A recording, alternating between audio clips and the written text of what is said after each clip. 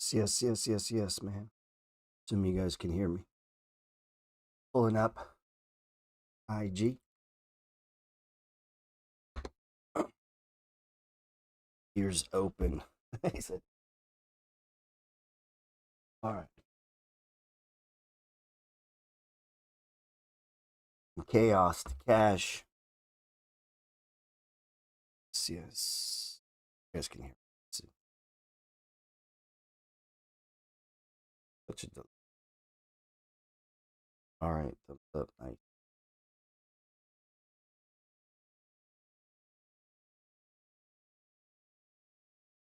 The Science of Getting Rich says in the chapter 8, thinking in a certain way, you must have it before you can give it. And many people fail to impress thinking substance because they have themselves only a vague and a misty concept of the things they want to do, to have, or to become. That chapter, what he's talking about is mental, really, what some people might call visualization. But it's this idea of trying to think it through till you get clearer and clearer and clearer and clearer and clearer, even if it's just in your own mind. So, I don't know. It's the year 95. I start looking at the stock market. This chart here, let's take this up a little. This chart here you have in front of you is really just daily chaos, So if we bring this in a little, and we're looking, now a lot of you probably use candlesticks. Candlesticks are fun. All that's we're talking about when we look at a bar or a candlestick is how we visually represent price. And so as we look at it, and all these settings can be changed. I tend to like to use everything out of the box, makes it simple. If I got on your computer, I could trade just as good as if I got on your grandma's phone. I just need access to stock chart. Now, there are a lot more sophisticated charts, but what's funny, when I first began trading, some people would literally have charts delivered to their home. They would get a big book every Friday that had all of the stocks from the previous week printed on. So you'd get all 500 of the S&P. There was a company that did this for a service. And on there, and on that chart down at the bottom, you could have these. They had a standard set of moving averages. And I think they had indicators. I never received this. It was too expensive for me, but that was what a lot of the rich guys did, man. That was what they did. They had them delivered to their house. And then they would go and pull out a pencil and start looking. They'd start drawing, and, they'd start looking. This is where these patterns came from, as they would look and try to gain an edge by looking at price. Now, prior to people writing these down, you might have heard of this, or you could go look it up, tape reading, where people just stare at the prices coming by. Price of this company, that company, and they'd begin to watch, and you begin to see patterns where it would be down, down, down, down, and they would get a feel and be like, okay, the market's moving down. And out of this chaos, the shorter you began to look, because each one of these bars is one day, right? Well, on this day right here, how could you possibly know that the next day it might go up? Like, how'd you know this day it's going to go up, and then up, and then up, and then up, and then up, and then up, and then up, and then up? If you could know that at all, imagine how rich you would be. So this is how you know there is no certainty. Nobody knows shit. Nobody knows where anything's going to go, because if you knew it all with certainty, you could become incredibly rich. You would just bet on it. There'd be no need for money. If you had any idea of certainty on any stock, tomorrow you could just put everything on that one stock. And what would happen? You would make money. But people, there is no certainty. So as you come into this game, this is just the Dow Jones. As you come into this game of looking at a chart, and if you've never seen a chart, it's nothing fancy, nothing. These charts will become very personal to you. I spend more time looking at these than a lot of things. Like, I look at these every day. Every day of my fucking life for about 23 years, I've looked at this green line hundreds, maybe not every day hundreds, 30, 40, 50 times minimum every day for 21 years. And I've watched how price responds to it. And so it's become very personal to me. Seeing price hit it and then move up says something to me that it might not say to you. Right? And so I'm a huge believer, after looking at it for years and years and years and years, that price moving above it, when it does this, is a motion where it wants to go higher. Is it foolproof? No. No, nothing is, right? But look, it's pretty damn accurate. So this concept of price moving above, now the 20 could be relatively arbitrary. We could go, watch, here's what I mean. We could set that. Come over here. You get stock charts. All this stuff is really easy. You click annotate, brings it up, click the little button, gives you what they call trend lines. You can draw them, hit delete. Super simple, right? Super simple.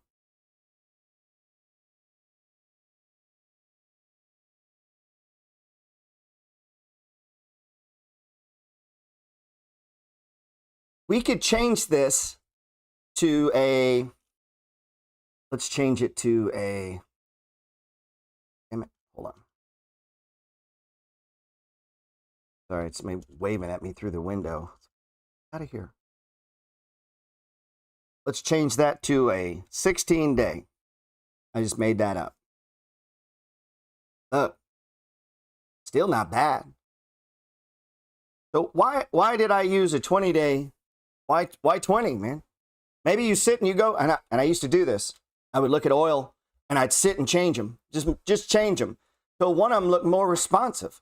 And then I would just start backdating that. Spend fucking hours and hours and hours and hours doing this shit. Looking at charts, printing them off, going back, looking, applying the rules, and this is when I realized I stopped using hard stops because so often price would drop just to come back. And I began to realize these hard stops were killing me. Now, the only way to offset that fact is meaning I couldn't have gigantic positions in one stock then, right? Because of the fact that I'm not using a hard stop or something to get me out of the market means I'm taking on an element of risk, right? That price could move against me. But guess what? That is the market. It moves up, moves down. There is no fucking rhyme or reason. It moves up on fear or greed. It moves down on fear. There's no logic. If you could logic this stuff, then all smart people would be rich, and you're not. So a lot of people come to the market and they're really smart and they have big ideas. I'm like, dude, none of the shit you just said means any more than price moving above this green line. Matter of fact, I will bet my money on the green line and not give two fucks what you have to say. And if price, no, I don't care who you are, Janet Yellen, Donald Trump, when price goes above this line, it tells me of a hell of a lot more than Elon Musk tweeting. You get what I'm saying? Because this I can use for the rest of my life. I don't need you when I have an ability to see and move and go, oh, that's a breakout. By definition, every fucking breakout looked like this. Now, is it possible this one is not? Yes. But if it is, this is what it looks like. And so I began to pattern price. They were doing, so instead of looking for triangles, I'm just looking for 6 things to line up. That's it. So as I go through life looking, and now here's the element where you can add juice. What team are you playing on? Meaning, oh man, you're shitting me. There we go. I've had some internet problems.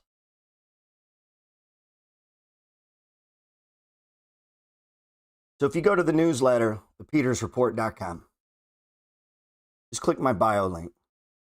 And you get in there, and you got thumbs, and you play with your thumbs. Click, click, click, click, click. You're going to get to about page 10. Now, page 10 on a technical level summarizes the money flow. If you leave it at this deep, if it goes this deep for you, you're probably going to do it wrong. You're probably going to do it wrong. We got Hudson. Hudson comes in. Hudson gets to talk to one of the great traders of all time, and he looks at him and he goes, "Hello, sir. Could you tell me about AMC?" Come on, man. Listen to me, man. Greedy bastards. Stop being greedy, son, and listen. Guess what? After AMC and after GameStop and after Clove and after whatever and blah, blah, blah, and blah, blah, blah, blah, and next year it'll be blah, blah, blah, and blah, blah, blah, blah, and then the next year and the next year and the next fucking year and 5 years from now and then 8 years from now and 10 years from now, there'll always be something new, something whatever, something crazy. There'll always be some fucking drama, some new tech company, some new technology, some new problem. The world is going to fucking end. You don't understand how bad this president is. That'll be the story 10 years from now. You don't understand the economy's about to collapse. We're on the verge of fucking destruction. Oh, wait, there's new opportunity. This is the day, every day. And there's always something. So if you get what I'm talking about, you don't have to say, what about AMC? You know about AMC. It's breaking above the fucking green line. That means it's going up. And it'll keep going up until it doesn't. Right? That is the entire philosophy of the money flow. That I come to this market with certain views. One is nobody knows shit. Nobody. Nobody knows where Bitcoin is going, or they would be rich as hell. You understand that, right? If you had any idea for certainty, you would just be rich. So nobody has certainty. Nobody knows. So based on that there's uncertainty. So much like playing cards, if we sit down at the blackjack table, we can learn all kinds of shit about odds and numbers and what are the chances of the next card being a 9. There's only so many 9s in the deck, right? There's only how many cards? 52 cards, right?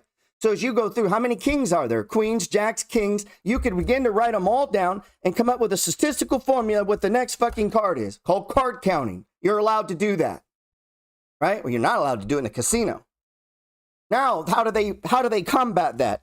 Well, instead of 1 deck, they put 6 decks. Okay, wise guys, how many? If there's 4 kings in 1 deck, how many are there in 6 decks? Now, how many 9s, 8s, 11s? In other words, now we're playing the exact same game, but now we have what? Uncertainty. Now we have uncertainty. And that's what you have tomorrow. Uncertainty. So when you wake up, you don't know what's going to happen. But here's what I began to figure out. These things that happen tend to happen for a minute. In other words, as price starts to go up, it just kind of keeps going up, man. It just keeps doing it. And you'd get what we would call a breakout. And so that's the significance of price above the green line.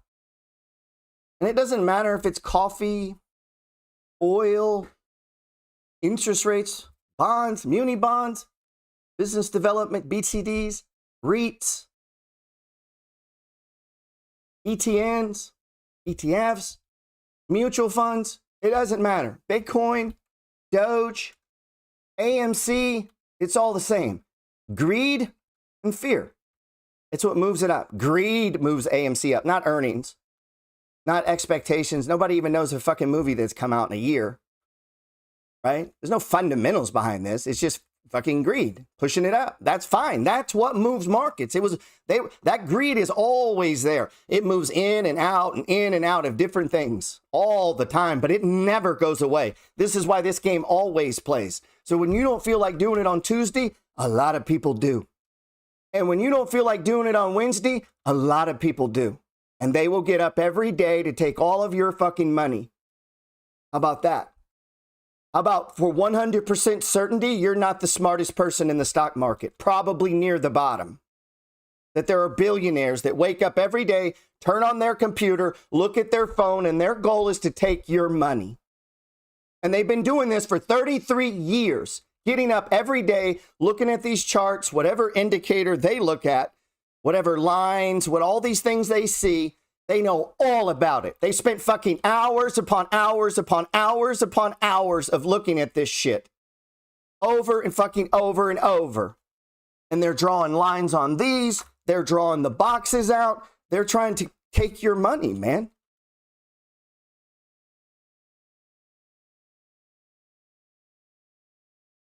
Let's back this up. This is the Dow Jones. Now, the money flow is about a pattern and a magical thing that happens. See, people discount it, man. I've given this to people so they take it for fucking granted. They don't understand what they're looking at is the window into the soul of price movement, man. So everybody that I've just handed this to, I spent 7 years, there's no internet, trying to figure this shit out. You're looking at charts on pieces of paper. You're calling it in on the phone to a person. There's no click, thumbs. Oh, look, it's there for me. And the people doing it before me are hand fucking drawing it on a chart, on a piece of paper. They're taking the close, the low, drawing the little line, putting the dot.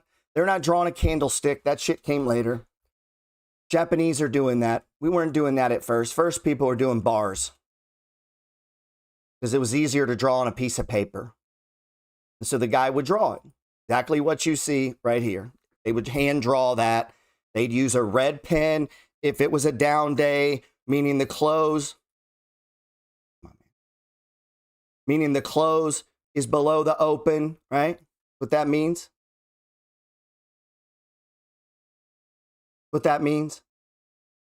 So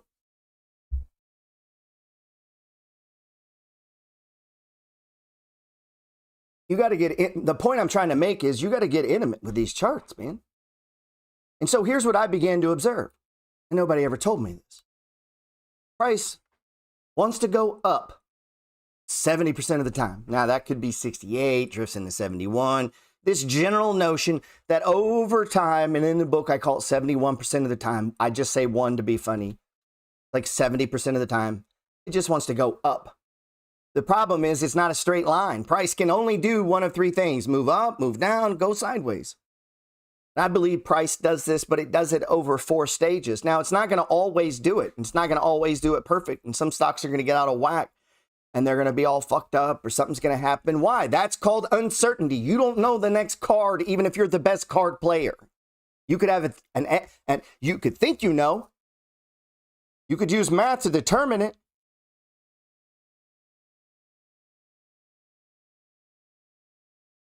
You could use math.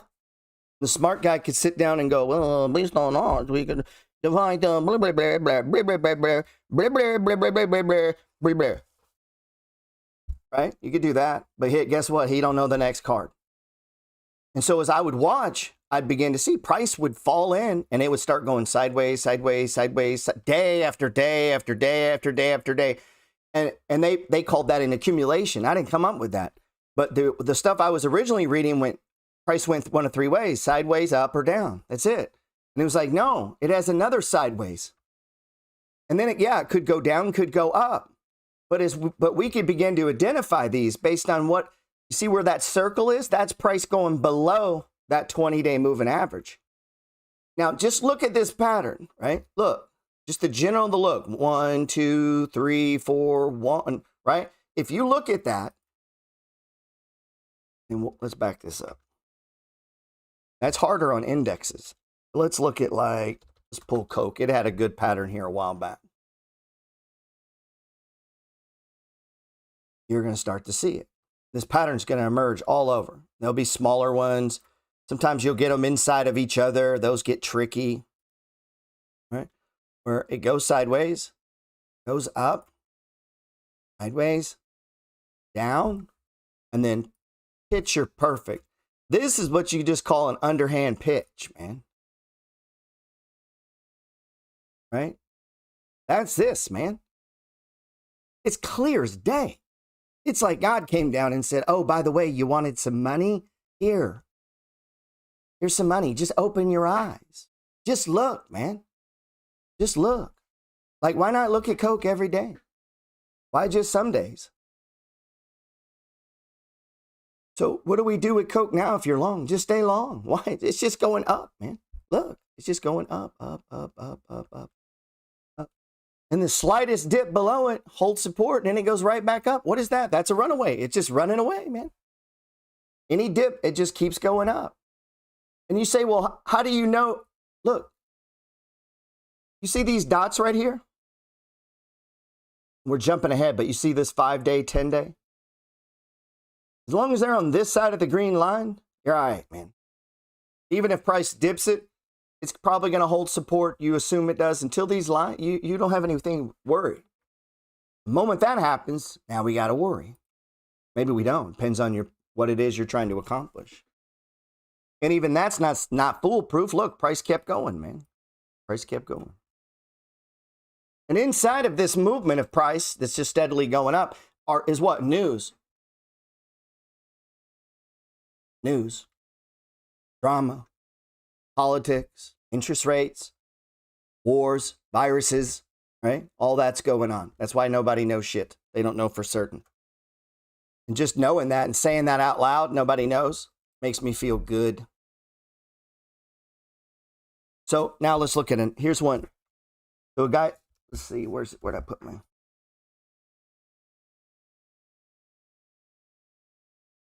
Look at Pepsi. Can you see the pattern on Pepsi? Look.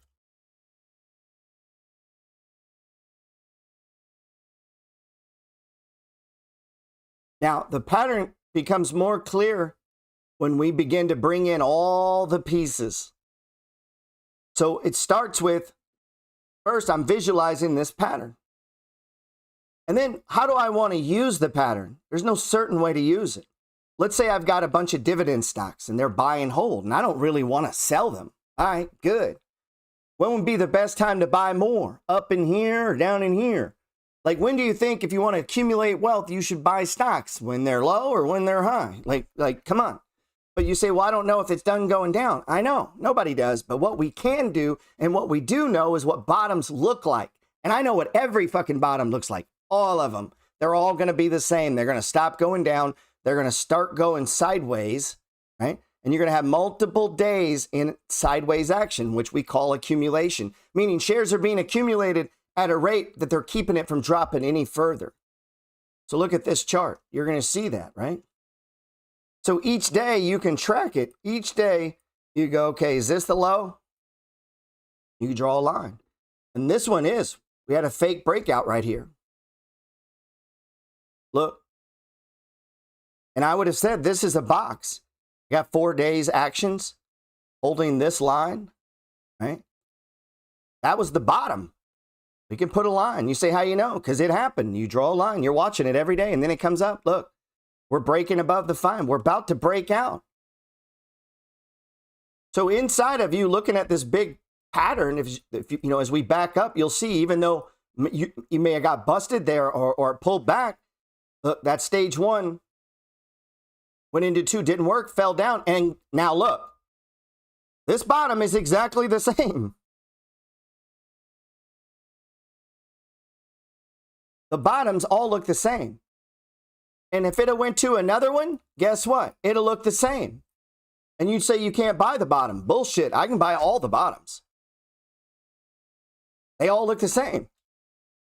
As do tops. But I don't know that this is the bottom. I have no way of knowing. No certainty, man. No certainty. I don't know. But I know this. They all look the same. So I began to use that to my advantage. I'm like, holy shit, are you saying to me there's a flow of price and it'll move? Now, let's go to a stock that has nothing to do with Pepsi at all. Okay? Money Flow member, a new Money Flow member asked me about this stock. So I've been reading on it this weekend, man. I kind of like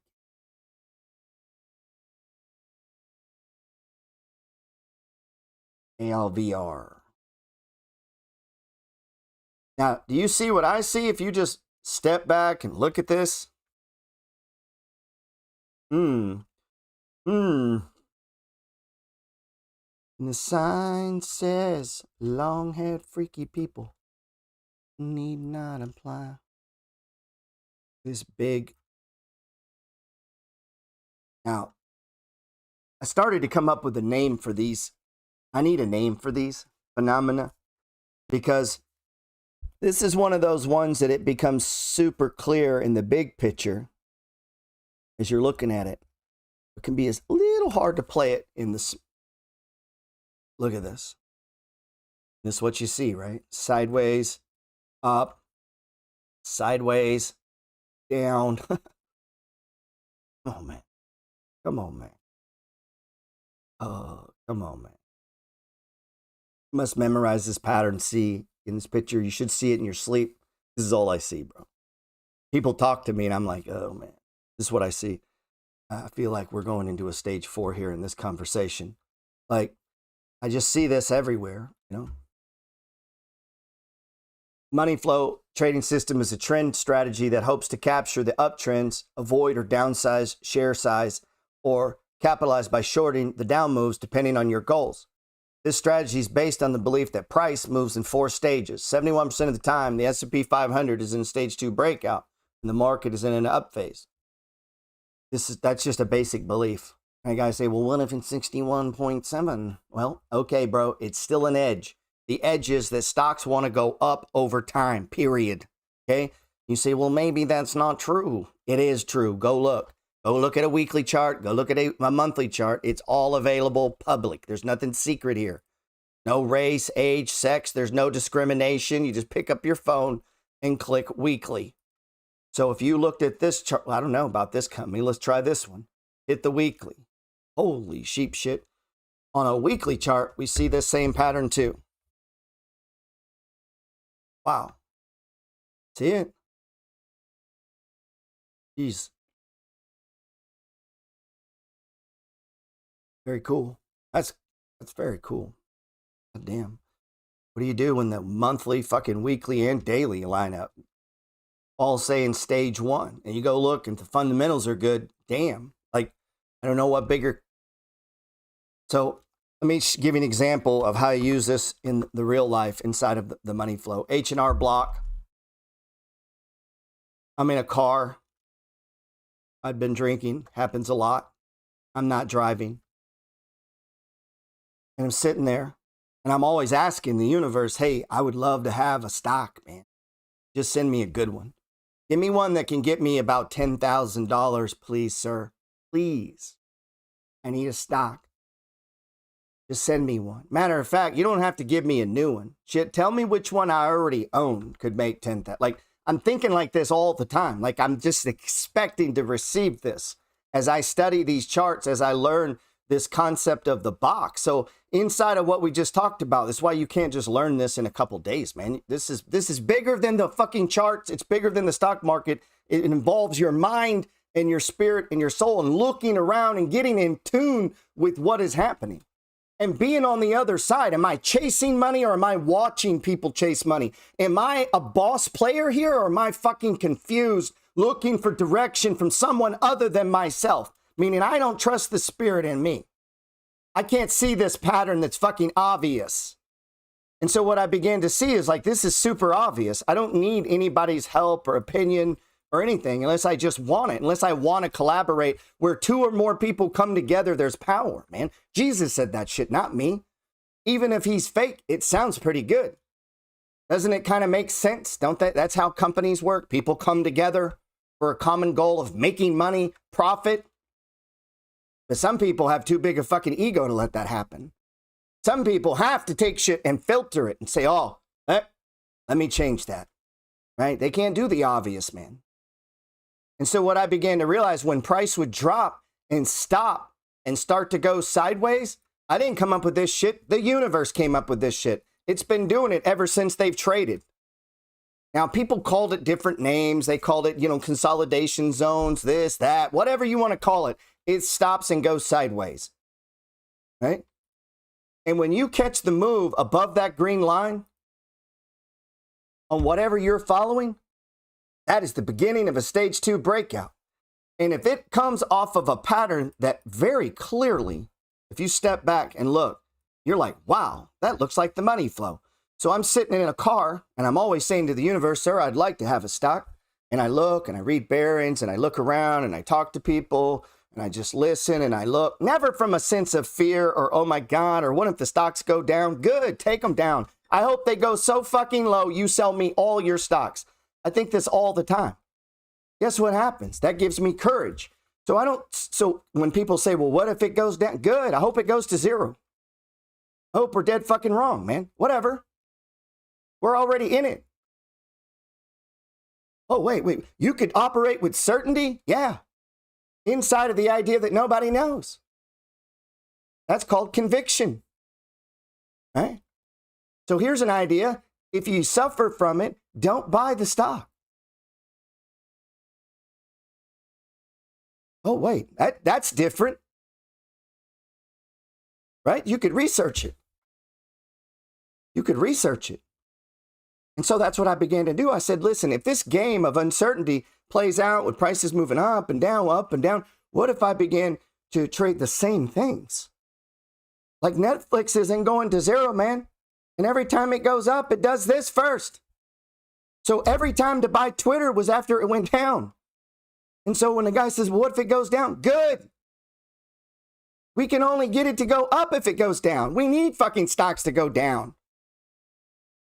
If you just started playing or your mind is so fucking limited or you just got in here or money is so scarce to you because you haven't flowed through the money flow, stage 1, stage 2, you think we just, this little tech when we did, everybody was like, oh my God. Hey, dude, guess what?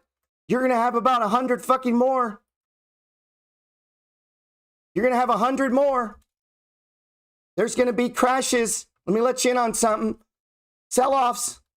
They're coming all the fucking time, every year. Two, 3 a year. Even when you joined.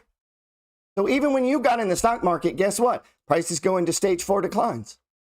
Good companies go down. Even when you decided to get in. Right? So if we know that, okay, cool, I know that. What does that mean? I could buy stage 1s. Holy sheep shit. So I could start finding companies. If I could get a value on them. Look at even Uber, man. Look at the way it just moves. Even when the pattern gets ugly. Watch. Goes below the 20. Goes sideways, right? Breaks it. I mean, it's just the way this damn thing flows. These are just, look at it. They're just 4-stage movements. Now it's just a giant consolidation up in here.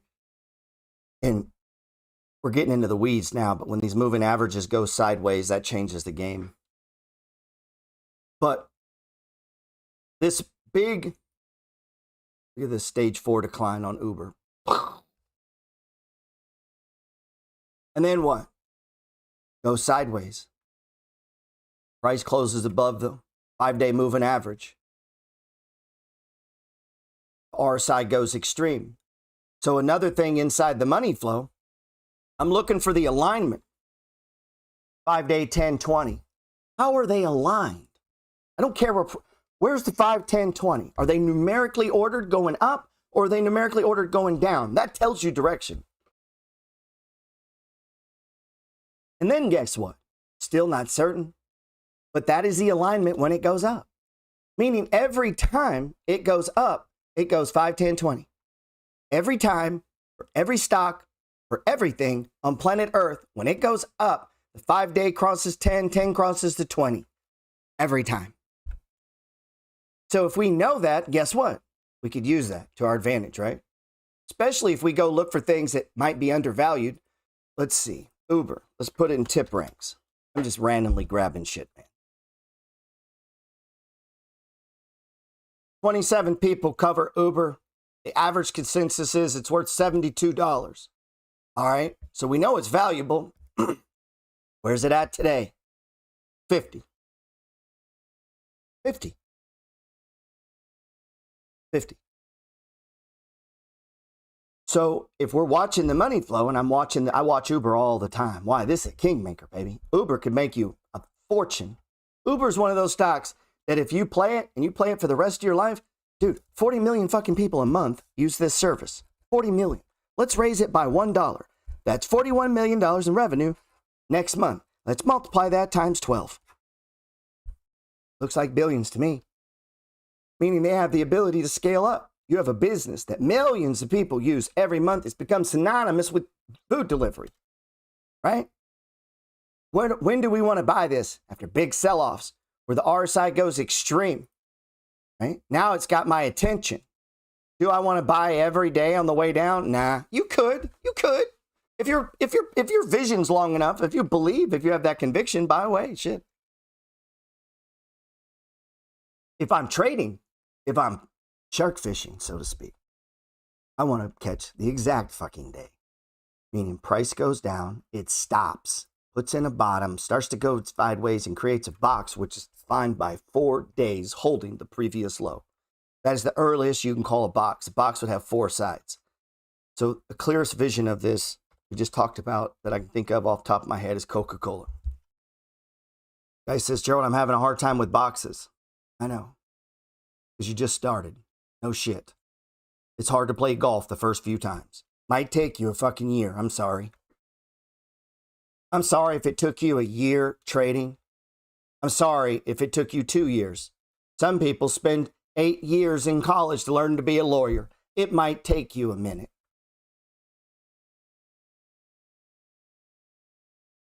Does that look like a box to you if I gave you some crayons and said, find me where price consolidates in these little zones where it's super tight and there's like a minimum 4, maybe 6 or 8, like these little zones where price is super tight? I mean, you see these, right? And then you could maybe call that one, right? You can just see them all over, man. See them? Well, and they can just keep happening. Some stocks will move in such tight patterns that it'll just be box, box, box, move up, box, box, box, move up, box, box, box, move up, right? That's good. You want that. Those are easy to trade, man. Those are easy. So, man just said Dollar Tree. Dollar Tree just got hit. It's on the watch list, baby. Now, what do we see happening in Dollar Tree? This is a buy all day long. Look at the money flow pattern. If we come to this and we're looking at this basic money flow trading technical indicator list, 5-day, 10-day, 20, RSI, support resistance. We need to know what that means. If you don't know what this fucking means, you still got it. And dude, there's books on this. You should be reading entire books on this, not to change the money flow, to understand what the fuck these are. MACD, average convergence, divergence. What does it mean to converge and what does it mean to diverge? This name implies something. Price can diverge from the indicators. We talk about it in there. These are the ones I'm looking at. All these are doing is helping me interpret the pattern, man. That's all they're doing. The purpose of the indicator is to interpret the pattern, to help me pinpoint, to move in on the right exact day, perfect day. So a man says, what about AMC? It's not about AMC, man. It's about the money flow. It's about the 4 stages of price movement.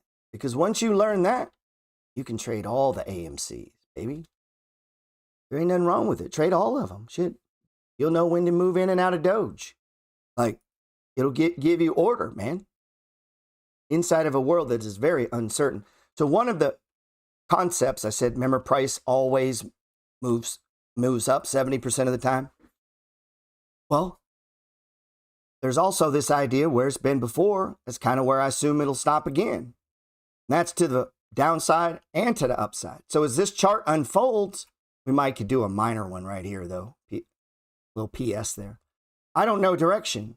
I don't know if this is going up or down. But let's go to Dollar Tree. What do they think it's worth? DLTR. What do they think it's worth? All right, 115. I'll be honest, that didn't get me excited. That's one reason I haven't moved on it. I do like the chart pattern, though. I mean, it's picture perfect. What is that telling me? I'm going to be honest. This is what that tells me when I look at it. And this is just experience and a little bit of interpretivity. Is that going to be a big enough? We are under the 200. That means something. My new book is entitled From Chaos to Cash. And it's all based around when this 200 comes into play.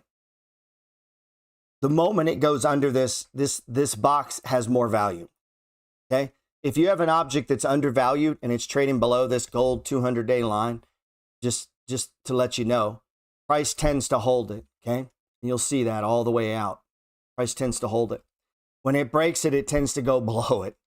An example of that would be, let's look at Pepsi.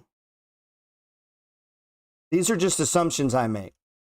So when price goes below this green line, this signal is more valuable to me.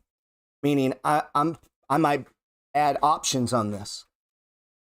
Might add options on this. If we look at, if you remember, one of my trades of the week was Walmart. This was easy money. When Walmart broke below that green line, that yellow line, money flow rules apply.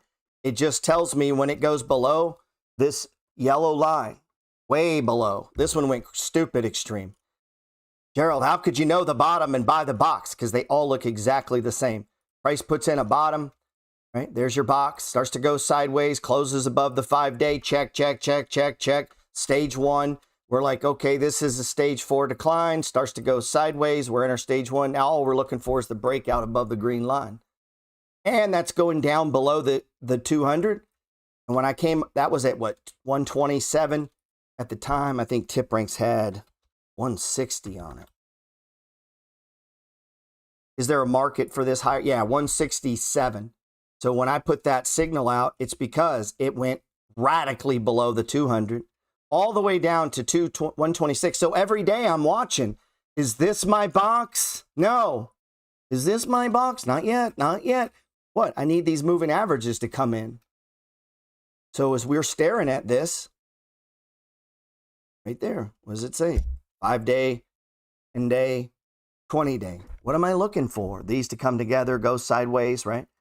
Stage 2 is going to be the breakout above here. So you can know all of this, but then how do you begin to apply this, right? What stocks are you trading? This is why I say it's going to take time, baby. You're going to have the different stages. You're still going to be dealing with conviction. Like you're still going to have the issue that you bought a stock and it went down 30%. And instead of you seeing it, cool, I like that company, I know it's going higher, I can build this position out, your mind goes into, I shouldn't have bought this.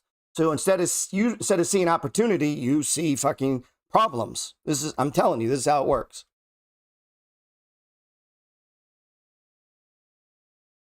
This is how it works. And the moment, now, let me give you an example. Let me give you a clear example of what I'm talking about. I separate trading from buy and hold. They're in two separate counts. If I'm not buying shit in my buy and hold, there ain't no reason to log in. I don't need to even look at it. When you mix all this shit together, you start to make bad decisions. So in my buy and hold, at one time, I own Walmart, have for years and years and years and years. What do you think I'm thinking when I see this as I'm watching a trading chart of Walmart as a trader? RSI is getting extreme, Last time it did it over here, what happened? Pulled back. As a trader, I'm going to respond to this. You trade with me, we're selling this. Not all of it, some of it. If the stock is overvalued, it might be a lot more of it. An example of that would be space. That's just me understanding fundamentals, having traded for 21 years.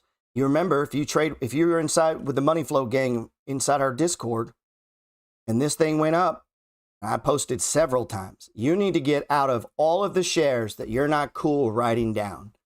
This is trading for an absurd amount of money. And so I took it down to like 20%. Oh, but guess what? We were buying down here. And guess what everybody was asking me about it? Up here. So we were selling them our shares. Yeah, I think you should buy it. Shit, here's my shares. I think you should buy it so much you should take my shares. And the guy says, what? Bro, wake up to take your money. Remember that. Everybody wants your money, man. They're trying to take your money, man. They want your money, man. And so once we know that people are trying to take our money, once we know that the news could possibly be fucking lying to us, do you ever think of that? Do you ever think the government might lie? You ever think Elon Musk might just make shit up, think it's funny? You ever think there's people that just purposely fuck with the world? Yes. Right? And so as I look at Walmart, oh, guess what? Guess what? We started putting space back on. Watch. Now, you got to have conviction. So we started putting space back on, went down a little bit. These are stage ones. These are buyable. This is price. Look where it stopped. Previous low. Exactly what I just told you. This thing trades the money flow pattern on the sick, man. Now, but guess what? Uncertainty. Every pattern doesn't work. But this is the cool part. That breakout looks exactly like the one before it. And this one. So the guy says you can't buy the bottom. I know, but I can buy all of them.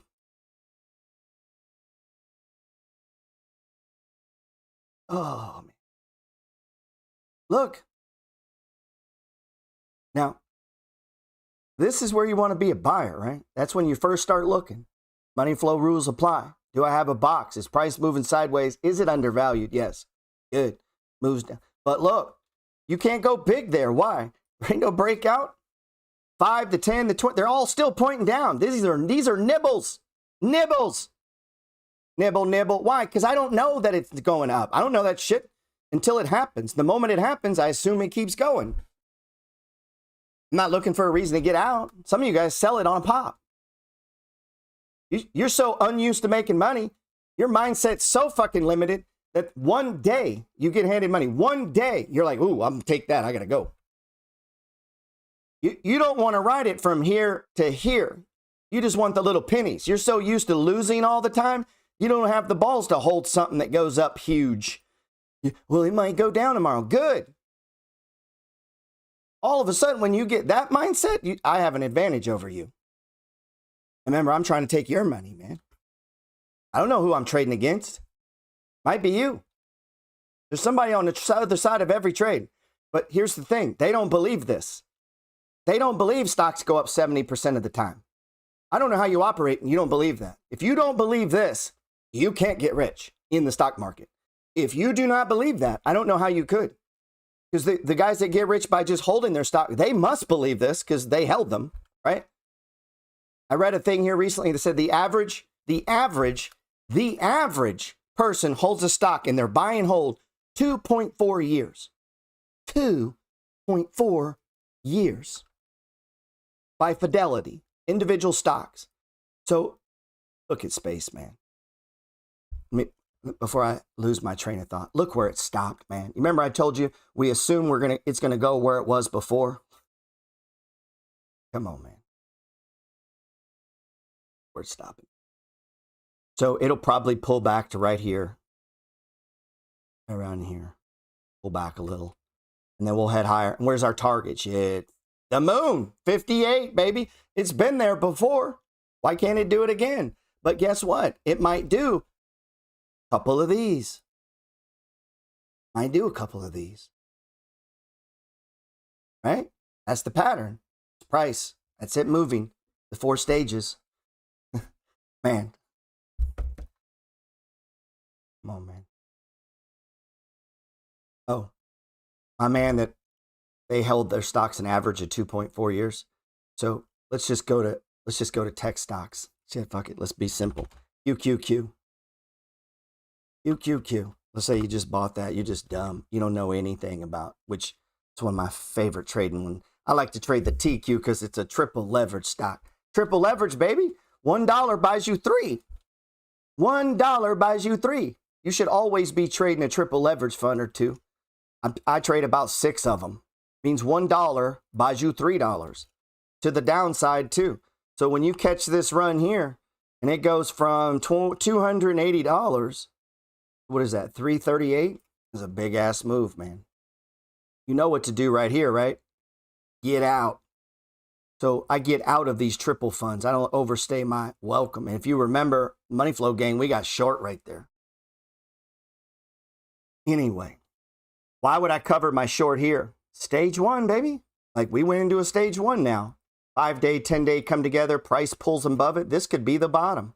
You say, but it might not be. Good. Take it to the next one. Guess what it'll look like? Exactly like that one. Right? And then what? It breaks out. Where's it going to go? Where it was before, man.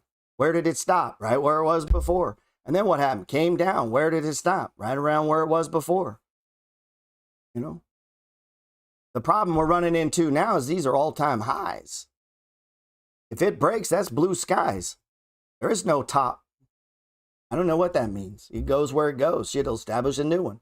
And then guess what? This shit'll come down. And then guess what? It'll go sideways. And then guess what? It'll break out. And what will a breakout look like? Price breaking above that green line, man. Every one of them look exactly the same, dude. Look, over here. They all look the same, man. All of them. So if they all look the same, then what? That's what we're looking for. It ain't complicated. It gets easier with stocks because we can put values on them. And if we're trying to buy into the down moves of an undervalued stock, so even though I didn't like Dollar Tree because the upside was kind of limited, it is undervalued and it is setting up for the pattern. And there you go. Yesterday was a buy signal.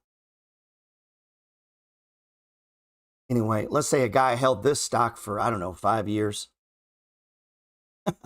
Jesus. So if we go back to the year 2008 and you said, man, think I'm going to buy me some Dollar Tree. Think I'll just hold it and I'll pay myself in the year 2021. You paid like $8.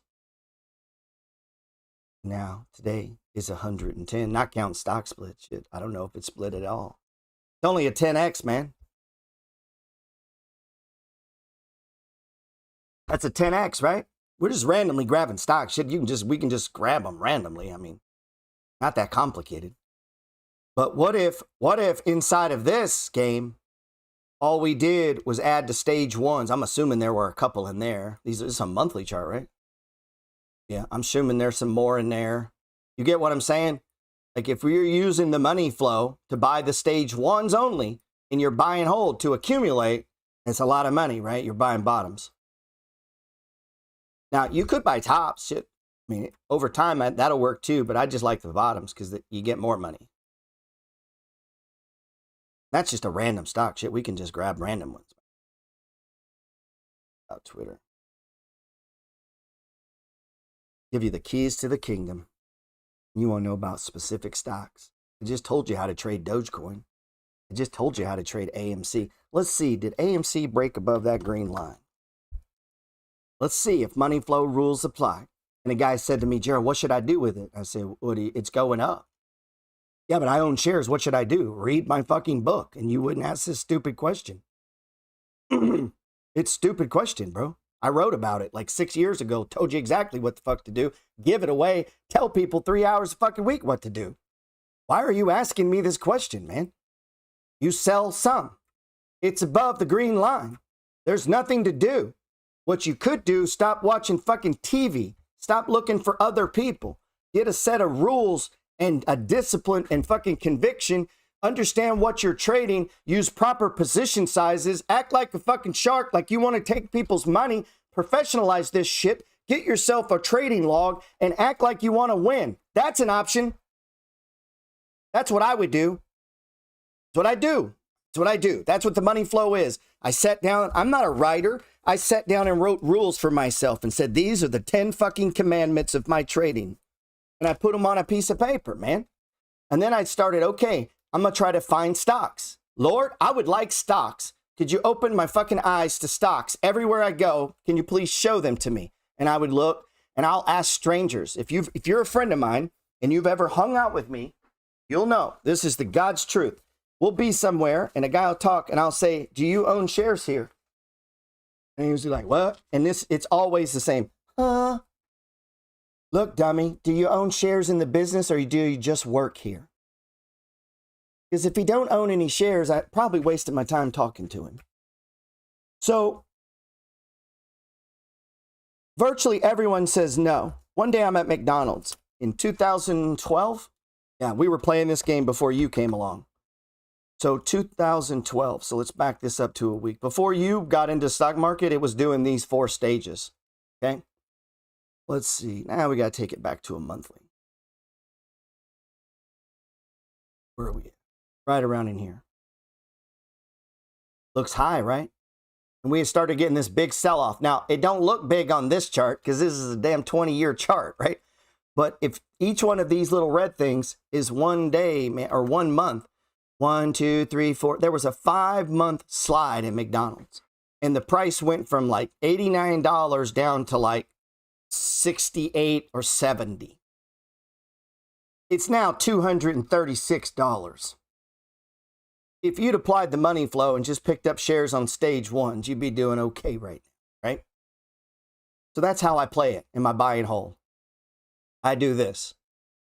I would just watch my portfolio and I put money in it. And if there's nothing to buy, I don't buy anything. I don't feel the need to. And I put money in and put money in and put money in and put money in. And then when one of my stocks sells off, I go, whoa, and I start watching it.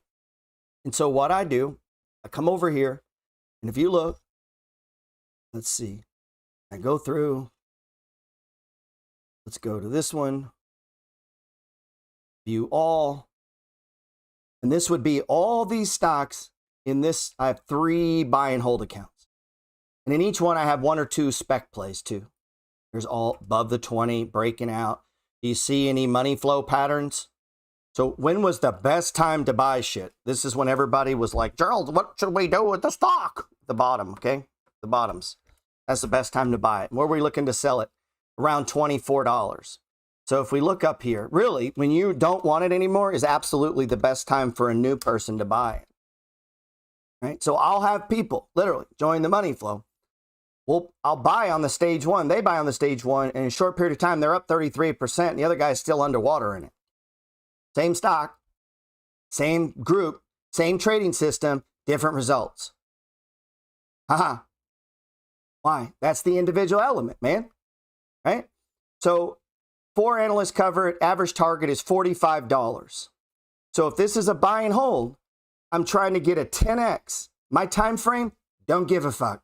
One day, this will 10x. I don't know when that is. So what is my game plan? To buy the stage ones. And just keep fucking holding it till it does. And when it does, I hopefully have had 2 years of buying these. And when it 10x's, I make a whole bunch of money. And then guess what I do? I sell almost all of it. If there's no value left, I take all of that money and then I go look for a new one to replace it inside of the buy and hold portfolio. So last year was Uber and bought it at $18. We sold it at 50 something dollars to turn around and buy Tree. So if you look at Tree, let's look, where's it at? Yeah, here we go. Let's look at Tree, was added this year. Where did we? Oh, back over in here. So this is where I initiated it. Big sell off, starts to go sideways. I had harvested all these gains from Uber. I start buying. What am I doing when it runs up? Nothing. Look where it stops, right where it was before. Remember we talked about that. Look at this pattern, dude. Big sell off. Where am I looking to buy? Stage one. That would have got me. Buy a little bit there. Why? That's what they look like. Price goes sideways. Moving out. Now they weren't coming together great here. And you know I get leery when there's this wide spread, but we're getting down in the weeds now.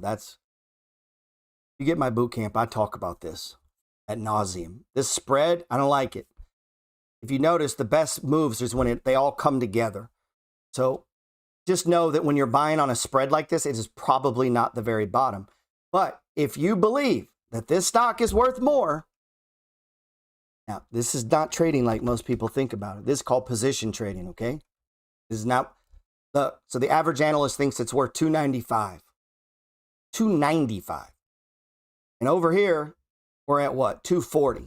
Now, this stock will trade at a premium because it's a growth stock. They'll trade at a premium often. So if I'm in this, guess what? That stage one looks pretty good too, right? Well, why did we change our mind? Why did we? Oh, because our time frame just got different. You wanted to tell your girlfriend you were a good stock trader. I wanted to get rich. Let that sink in. A lot of people think that the way they get rich is price goes up. Not when you ain't got much money in it, man. That's not how you get rich. You get rich buying shit cheaper. So if I buy a house on a block that'll cash flow and I put a tenant in and starts paying and the one next door goes on sale for $40,000 cheaper, I don't go, oh man, fuck, and sell my rent house. No, I buy the one next door. Why would I get mad? Only in the stock world do people do that, man. Why? Because the balance changes on your screen instantly. I don't know the prices on my houses seconds of the day. I can't put it in and pulls up a little thing and it adds up all the 2x4s and the rent and calculates it by the area and the property taxes and divides it by your interest rate and comes up with this algorithmic formula, and you can see the price of it tick up and down like you do with Bitcoin. But houses have a price every day. It changes in real time, man. That shit, So we look at Bitcoin, you think, yeah, but does this work with Bitcoin? Yeah, I think so. I really do. Bad connection. Oh,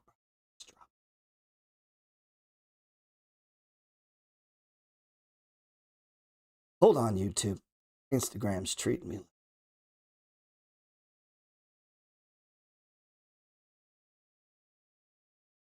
Appreciate you guys tuning in, man. Trying to calm it down some. We'll get hit with a lawsuit for hurting somebody's feelings.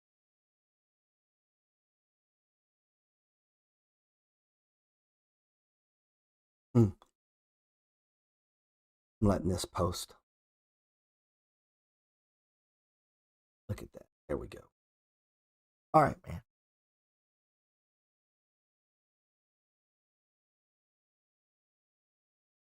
Oh, shit. Let's pull them back up. Like when I click over and Money Flow members posting these badass cards. Let's see.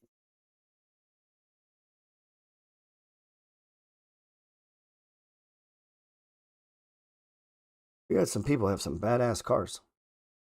Whether it be classic or super cars. You get me a goddamn supercar. Actually, problem is you give me the money. I'd have to have a lot. I'd have to have Chris Johnson's money to buy that, though. I'll be honest.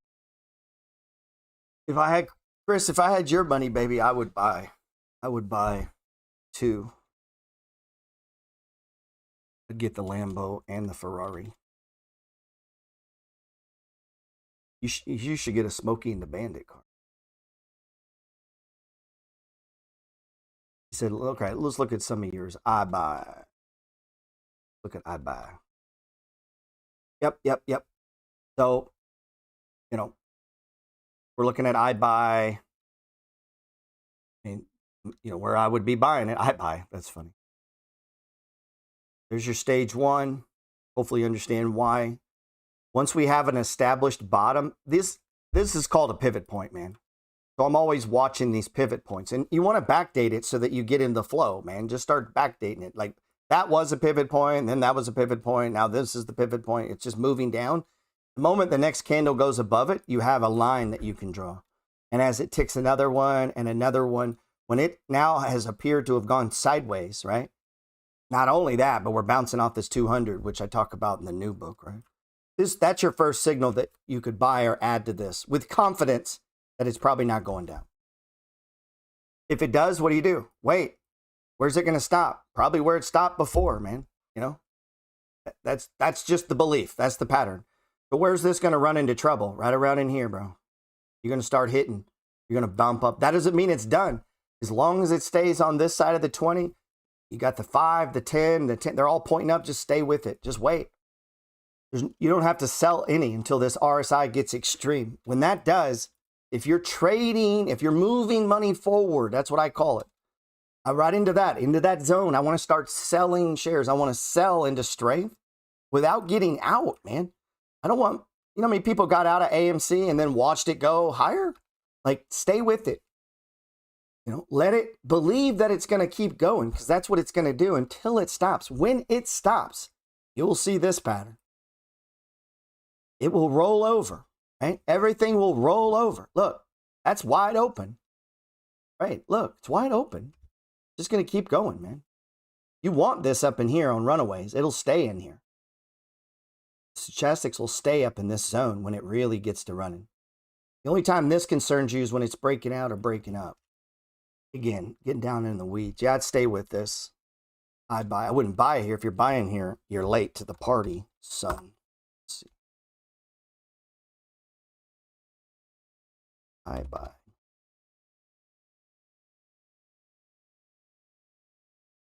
Oh, come on, dude. What is this? Oh, the online retail. Oh, it's not. Yeah, 125.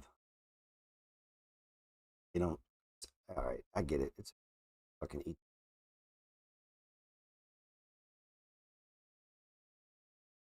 Let's see.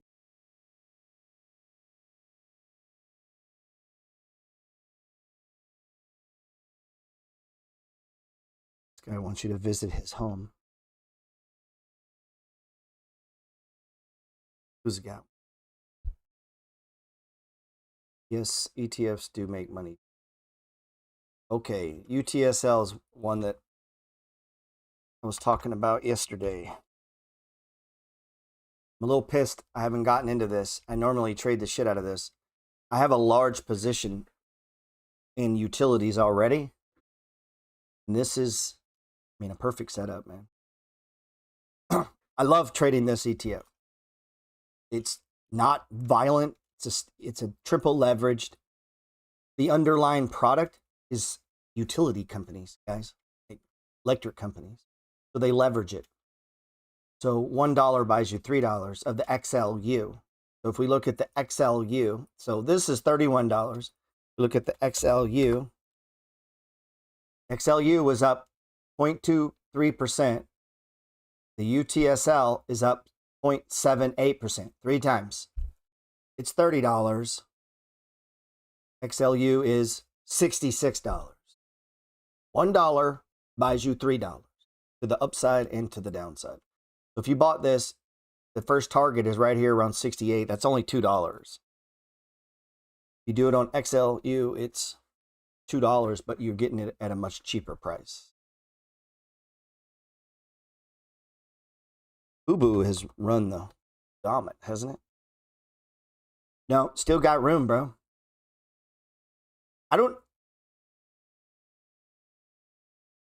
This is a good example. I would have expected it to come right around in here.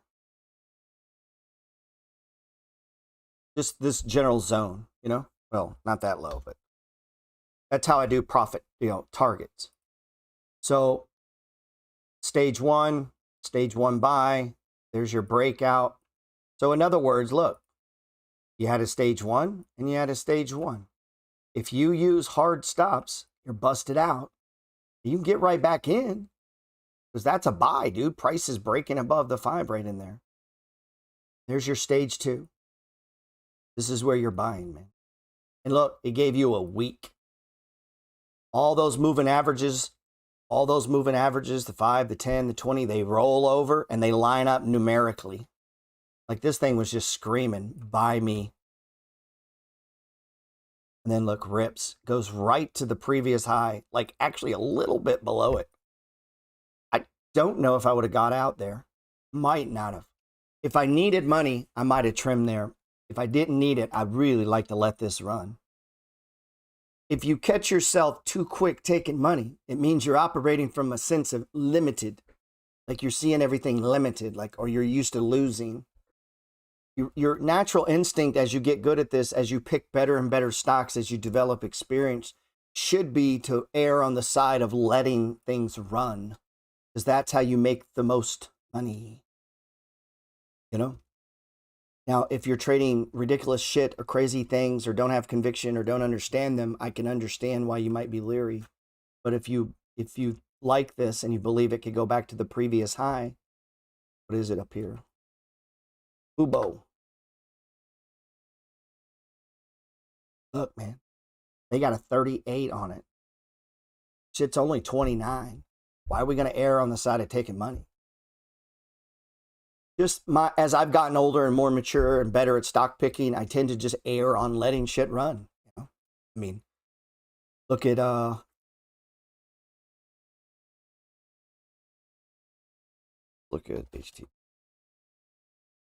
HTBX. I didn't sell any on this. It's day 1. I mean, just one fucking day, a breakout, just one. Like, I'm trying to get $15. It was a big move, 50%. Nothing wrong if you took some off. I get it. But like, I get people all the time that'll hey man, I was in that HTBX with you. I got out. Made 50%. Thanks. Okay. All right. Man, what if that guy decided to really get rich? If we wanted to sell it up here? But that may take a while. Your girlfriend would be like, what's taking you so long, baby? I thought you were going to make all this money trading.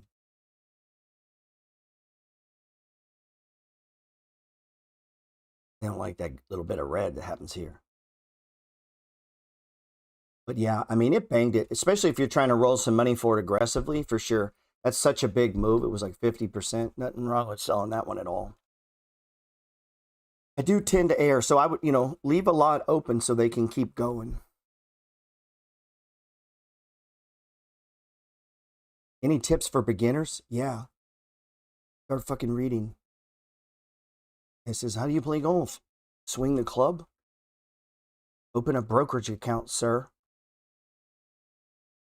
Guys will ask me, hey man, how do I get going in stock? I'm like, do you have a brokerage account? No. Then how are you going to trade stocks?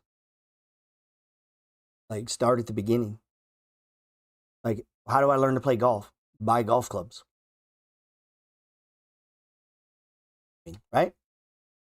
Buy golf clubs. Then I'll get, sometimes people will be really super new, which is fine. They'll want to trade with me. I'm like, bro, I can't trade with you. I'll choke the shit out of you. Like, you'll drive me fucking crazy because you're going to ask me stupid things that you need to figure out. Like, you need to read on that shit. You need to read that, like, grind through some of that stuff, right? So you go over and you type in, what is a moving average? Like, there's no need to ask me, Gerald, what's the difference between a simple and an exponential? Google it. Now you know. What is the death cross? You know what the dumbass death cross is? Is when the 50-day crosses the 200. And it has nothing to do with the money flow at all. Nothing. Oh, I don't care. You see how I protect myself there? So if we're looking at Bitcoin, I don't care. I don't care what Uber, Tuber. It has nothing to do with the money flow. The money flow is price moves down and then stops. It goes too far and then it starts to move sideways. That's the money flow. And then price will form a box and it'll break out and it'll run up to where it was before. So as I look at this, people ask me all the time, what do you think Bitcoin's going to do? Read the book. Like I told you 6 years ago what it's going to do. I say it every fucking week, hours a day. Say it over and over and over and over and over. It's going sideways. It's going to break up. And then it's going to go sideways. And then it's going to come down. And it's going to crash. And it's going to run up. And it's going to go down. It's going to go sideways. It's going to run up. And people will talk about this and that and blah, blah, blah, blah, blah. And all these smart people that know all this shit about crypto, they don't have any money. They're not billionaires. They're not rich from trading crypto. They know all about it. They have all this knowledge and can tell you about, coding and blah, blah, blah. And DeFi, it's going to change the world. Then why aren't you rich, man? If you know all this shit, like, I could know nothing and just know jack shit about any of that technology and just go, okay, well, when it breaks above this green line after going sideways, I'm just going to buy some. And when the R side gets extreme, I'm going to sell a little bit. When it pulls back, I'm going to start buying some. And then you get what I'm saying? Like, I don't know any of that shit. I'm just watching price move, man. Watching it go through the 4 stages of price movement. So if you have all this amazing knowledge and you get the price movement, now, what's up, man? Now you should be able to make some money, right? Well, I don't trust smart people. You're so damn smart. Why aren't you rich? What's the point of being smart? I mean, because this is human energy. That's what Bitcoin is. Like, people are storing their human energy in this. Like, that's the product. People don't understand that. The product of Bitcoin is your labor, your work, your time, your talent, your treasure. You're taking it and you're putting it in here with the collective soul of millions of other people. Like 100 million people have made the agreement to store their human energy in this. Why? I don't know. I don't know why we would do that. Same reason we did it with gold. Why? Because it's hard to find. There ain't no gold in your backyard. There ain't no Bitcoin in mine. There ain't none in yours, right? That's why, that's simple. I mean, human beings have done it in baseball cards and art Rich people do it with art, man, or bottles of wine. Like, well, shit, I'll pay $10,000 for this wine. Is it $10,000 better than Boone's Farm? Maybe. I don't know. Could be. Seems hard to believe. I've never had anything that tasted so good I'd give you 10 grand for it. Like, you know what I mean? Like, I don't know. You got enough money, it is, right? You got enough stored human energy. So that's what Bitcoin is. Don't let it confuse you what it is. This is just stored human energy. That goes up and down based on fear and greed. Simple as that. And fear in Bitcoin is printing, inflation, that blah, blah, and it'll move up, man. That's it. And then it'll move down. How do you set up your stock charts to get the best read on the stock? Well, Henry, you should click my bio link and get the book called The Money Flow Trading System. Or click my bio link and go to the newsletter. That's what we've been talking about here. If you come to the newsletter, you'll see I got to do it today. So this was on Friday. This week, as expected, exciting for stocks inside the Money Flow Society portfolios, new trades of the week, PSFE, see page 11, blah, blah, blah, blah, blah, blah, right? And then I start logging my trades. So as I make moves, I log them here.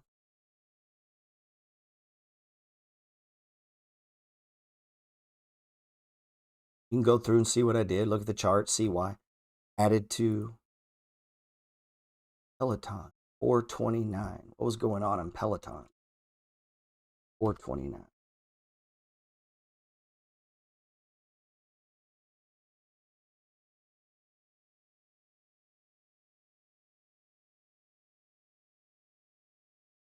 Oh. Trying to play that box right there. And then look what happened. So I'm trying to play that box right there. That it's holding these, you know. So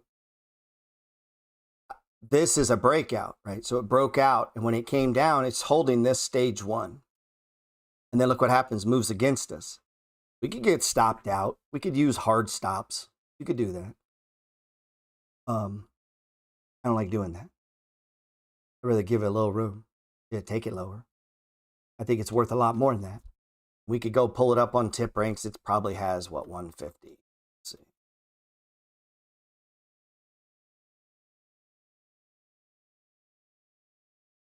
Only 131. They've been bringing it down.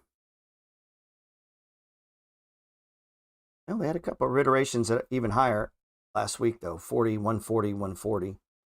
So where are we at? 113. Where's the previous high? 160. Actually, 120 right now.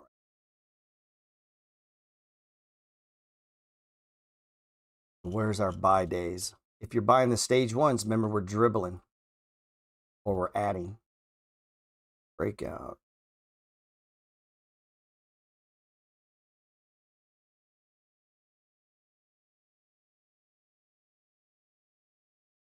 The hard part about hard stops, this is what I discovered. You know, I used to use them. I'd use a hard stop. Every once in a while, I still do. And then bang, you get hit, is the getting back in part. Because a lot of times you'll have the right stock. People know it's not hard to pick good companies or good stocks or see something and go, yeah, that could work. Like I can understand, like that's a real, you know, that's not that complicated. Watching for Pepsi under the 200 or Clorox or, you know, the dogs of the Dow. I follow all of those. You know, growth stuff like shit like Uber when it sells off big, Twitter. That's not complicated, man. And so as I watch this, I go, does it do the money flow pattern? I'm like, whoa, yeah, baby. And then look, that one didn't work. But the very fact that it didn't work and it comes down lower, what did it do? If it ultimately goes back to 160, all that did was give you another opportunity to build the position, to bring down your price point, to ultimately hit the goal of a much higher price. The moment you don't believe that this is possible, for whatever reason, you're going to have to tighten that trade. So then if you're just arbitrarily trading numbers, you're just trading a thing. If I'm down 8%, like the dumbest shit, if I'm down 10%, I sell it. That makes no sense. There's stocks that move 10% in a single day. Well, what is the point of 10%? Why not 11? Why not 11.2? Why not 13.9? Like, why? There's no advantage to that, you know? It makes no sense.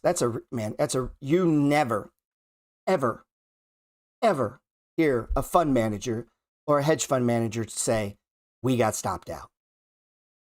They may close the trade. They don't talk in terms of stops. That's a completely retail phenomena. You're never going to hear Warren Buffett say, I got stopped out. We put a hard stop on it. They don't trade like that. Now, one reason they don't trade like that is they trade a shit ton of shares. If you've ever watched Kathy Woods trade, what does she do? Buy, buy, buy, buy, sell, sell, buy. What is she doing? She's moving in and out of a position. So as this position would start hitting her what she thinks it's worth, she'd start to downsize the trade. Why? Because I need money to buy other shit. Like DraftKings here. If this starts getting up into the 60s and 70s, as far as the pattern goes, it's going to be what? At the top of the pattern. You see how this is developing? 5-day, 10-day, 20. We're now moving that way. So there's our box. There's our first buy. Now we're breaked out. We're moving up. Until this RSI gets extreme, right, we fully anticipate it's going to come to 60. Stocks want to go up over time. So it's going to drift up. It's going to keep drifting up, right? Till what? Till it puts in a stage 3 and then goes down. That's my natural assumption. So AMC is full-blown bull run, man. Look at this thing. I would take some down, and until these roll over and it puts in this sideways, but what I would probably say this is your stage 3. So I would get out of all the shares that I'm cool, riding down, because it could come. I mean, the sell signal won't be down here. So that's $20 lower. So get out of, but hold some in case it goes to 500. Now you got rules. You got fucking strategy, man. Right? Let's see.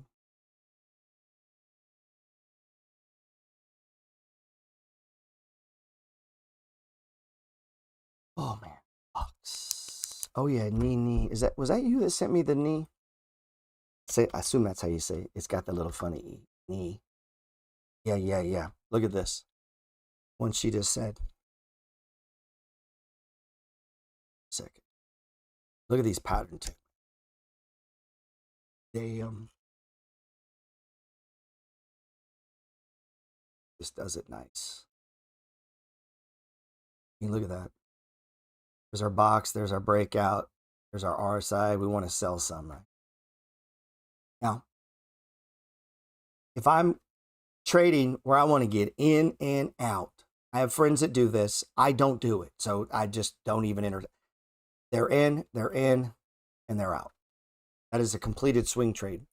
Boom, right? And then what? It comes down, what? They're looking to do it again, right? And then what? Try to get out. Like, that's their goal. That's fine. That's just not what I do. And you can. I mean, I sit and watch it. You sit and watch it happen. I don't know that I would have sold this one, though. That's not really extreme. I don't know. Maybe. I mean, especially if you got in here or here. I mean, it's a big move, dude. $70 to 81. Maybe you'd have trimmed it. I like it, though. So you see the money flow pattern, right? It's just setting it up perfect. So it's going to run probably to $80, man. I like it. It's knee.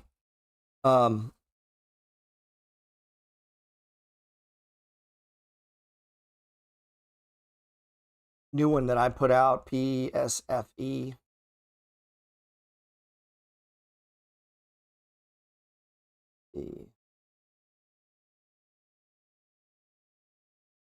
This is a new IPO.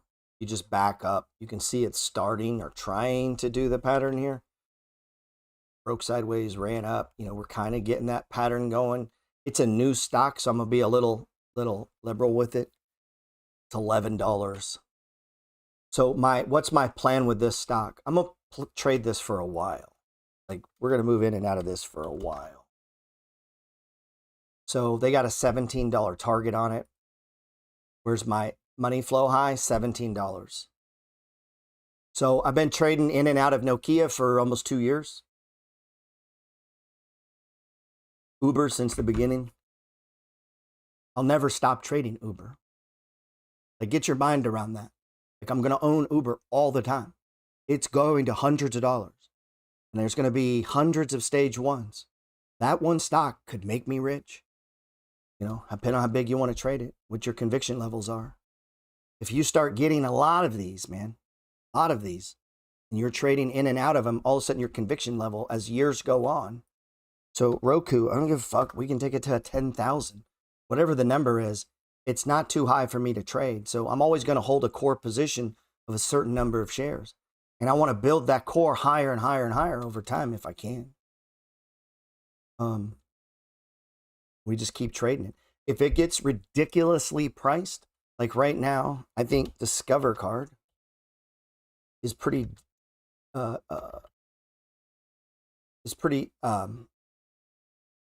ridiculously priced. And so I'm just down to a core. I'm just going to let it be, man. If it goes higher, good. If it goes down, good. You know? So let's see.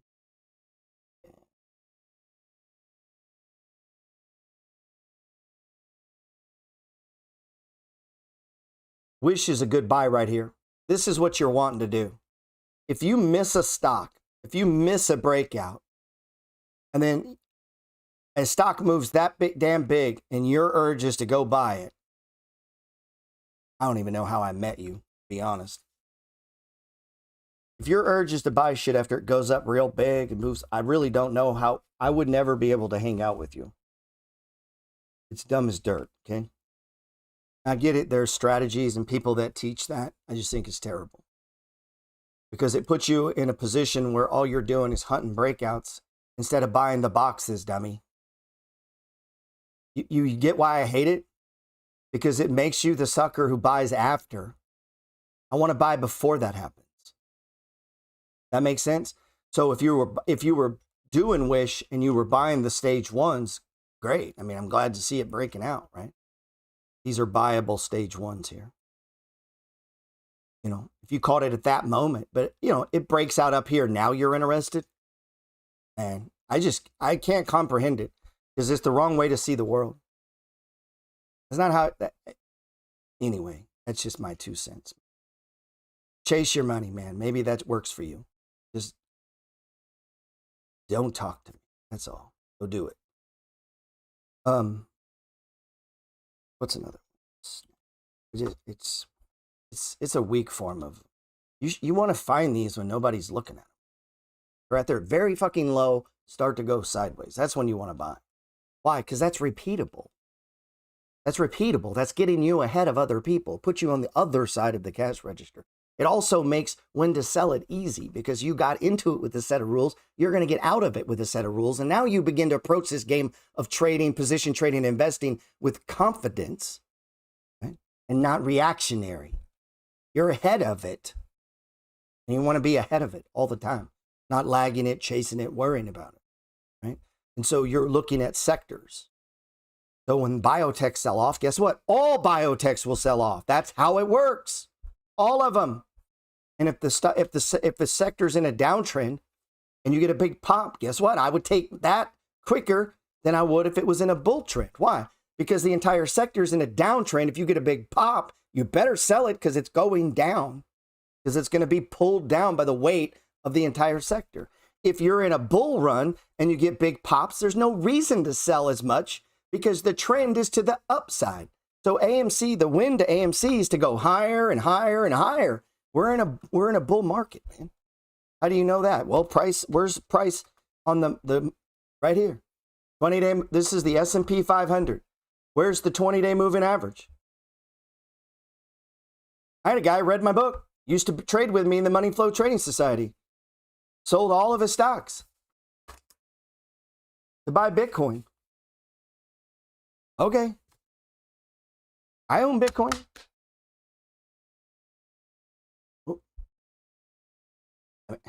Okay. We're not extreme. 5-day, 10-day, 20. Price is going up. What are you selling, bro? The asset's going up. Well, he's not using this. He's not using what's actually fucking happening. That's not what he's using. He's smart. Engineer. Explained to me due to Massive money print. I know, bro. I traded too. I get it. But guess what? That ain't how the market moves. It doesn't move based on logic. If it did, you'd already been rich. It goes based on fear and greed. This shit can just keep going and going and going. And when it gets up in here and the stock market's another 45% fucking higher and Bitcoin goes down another 20%, the spread for your loss is 50%.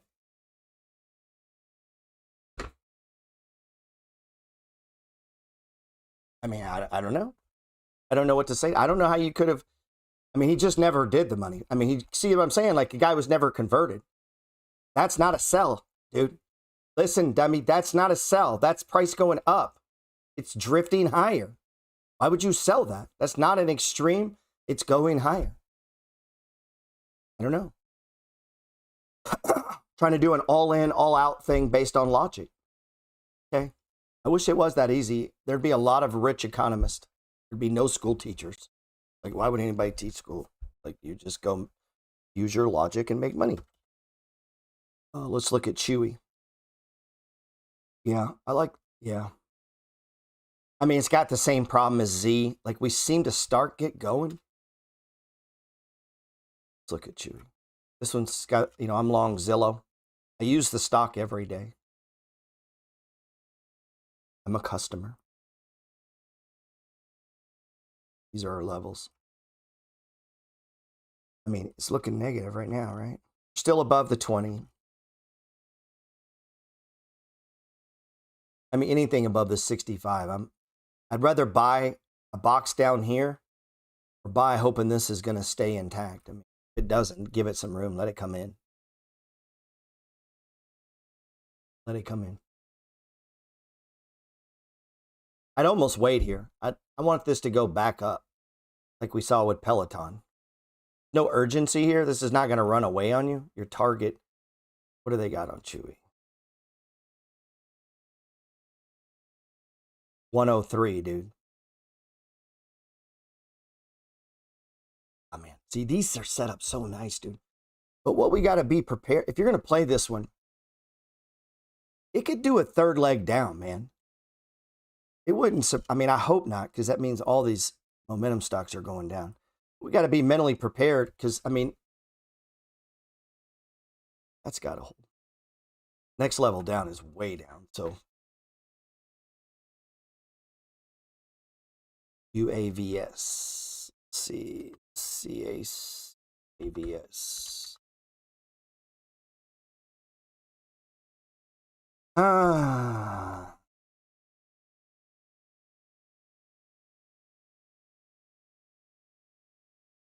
I'll tell you my mindset on these.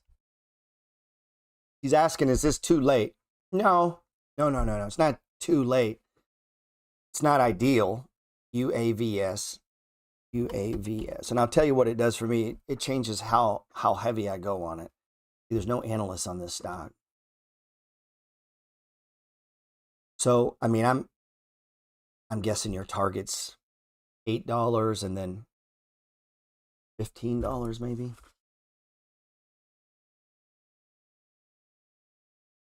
I would take like a 75% position or half. I mean, you can't go wrong doing half, right? Say you do half, pulls back a little bit, you add to it as long as this holds, the stage 1. And then let's say it just rips higher. Well, you got in. I mean, you're going to hate to have bought here and it pulls back to the 20. I would at least go in half. IMVT, man. This has been a bitch. I got out of this in all disclosure. I don't know what to say on this stock, man. This is one I just took the hit and moved on. And you say, why? Because I don't normally do that. There were just better opportunities. Like this, I'd already spent 3 months with this doing nothing. To do another 3 months? Because look, these, when you get a move this big, that damage is severe. So if you look over here, look, it did it. Big ass move. That damage is severe. I got to assume this is going to take a while to pull it together. I just didn't want to sit any more money in there. I come back to it. So here, I mean, yeah, I don't know. kind of got a bad taste for this stock, but it's cheap. So WWR, this one is a runner, man. This can go to $10. Yeah, and I would say he's late on this unless he's already in.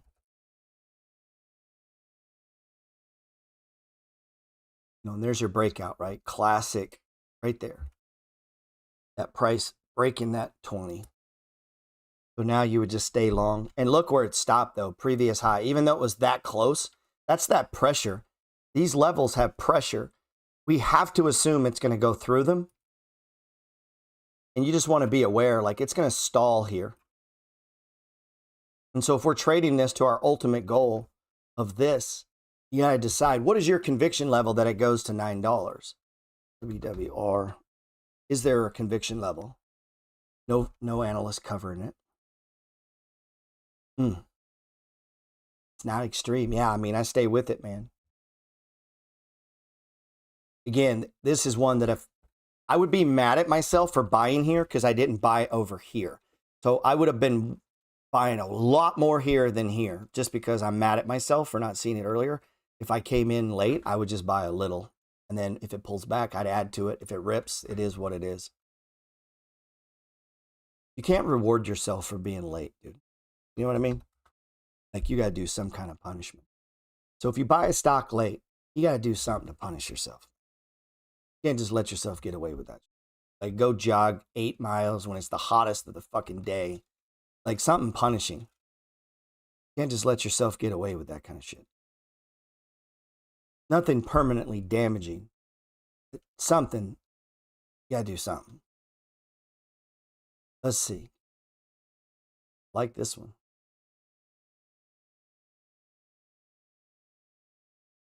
Right. Of course I do. I'm long this. What the fuck am I thinking? Yeah, I got a little money in this one. If you go to the newsletter and you go to the back, come on, man. Click through with me. Hit your thumbs. Take it back here. Now you'll see the stocks I'm watching, right? I have them listed. I'm watching all these every day, scanning all these bitches. I'm in most of them. Just scanning. Can I take money from here and roll it to here? Is this like a better upside? And I'm checking the fundamentals on these. And I'm trying to read on some of these every day. Once you've done a deep dive read on stamps, how the business works, how the product works, how they ship it, who their customers are, you ain't got to keep doing that shit. Now, as you trade stamps, you're just looking for the pattern of the money flow, right? I know how Twitter makes their money. I get it. I know who the CEO is. I get their problems and the issues, right? What about LIVX? What do they do? What does Lyft do, right? What does Procter & Gamble or Polo or Prague or Peloton or Rocket Mortgage or Roku or Rome? Like, what do these guys do? Once you know what they do, you don't need to look at that again. So as I add things to this thing, I'm reading up on them. Right? What do they do? I spent a whole Friday just digging into CRSP, for a long time ago. I don't need to do it again. I get it. Now I'm just tracking the stock, right? So what do they got on Riot? We know what Riot does. They're a Bitcoin miner. You got a $42 target.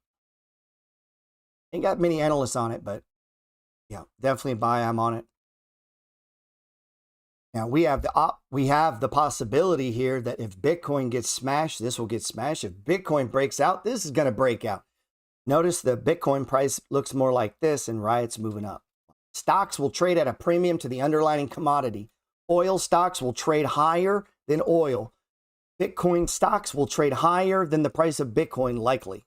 The return will be higher in the stock than the commodity. A company that processes coffee will make more money than you just trading coffee because they're leveraged to the product. They take the product and they create business out of it, which leverages themselves into thousands of people and employees, allowing them to make way more money off oil than just you trading oil. If you trade Exxon, you get that concept, blow your mind. Where are you analyzing these stocks at? In my head, man, God came to me and gave me special information. That's what. Let's see. BBIG. You didn't know. He didn't know that. Dowd. Special fucking knowledge.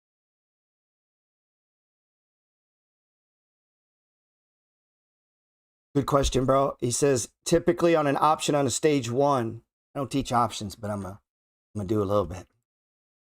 Personally, I like 60 days. I'll rather go further out than shorter. I typically prefer to trade options on lower price stocks. Options get expensive, dude, like on Amazon and shit like that. When I place the option, there is no stop loss, obviously. You're either going to win or lose. So it's an asymmetrical bet. The return is either massive or you're willing to lose all the money. So you need to decide in your mind that when I buy an option, this is going to zero or I'm going to make what? And that's what you're looking, your expectation, right? So as I look for that chart, I need to see a price way up there or a target. And then if I can get value like the last one we did, I did option one, I think it was Walmart. It had a 167 target. Some people had higher. And at the time, Walmart had fallen well below the 200. Went into a stage one, and that was when I bought options on. I'm not going to overstay that welcome either, man. If I get up and I'm up in the options, I start taking them off. But when I do it, I like to buy the common shares and buy the options. Why? Because on the common shares, I can keep them. So did this on Pepsi. Bought some Pepsi. It's an expensive stock. So boom, boom. When it explodes, that RSI, I'm taking the options off first. And now I'm going to ride the shares, right? This gives me the luxury of just letting it go. An options play we did. I don't put out a lot of these. I do a lot more than I put out. You just can't take all the questions. So the last good, well-played options play was Budweiser. Buying this extreme, calling this a stage one, bounced off it, and I was looking at a few things here. One, the options were cheap. The stock was extreme. It had stopped. Look at this. All this shit was lining up. It had stopped where it was before. That's literally on the 200-day moving average.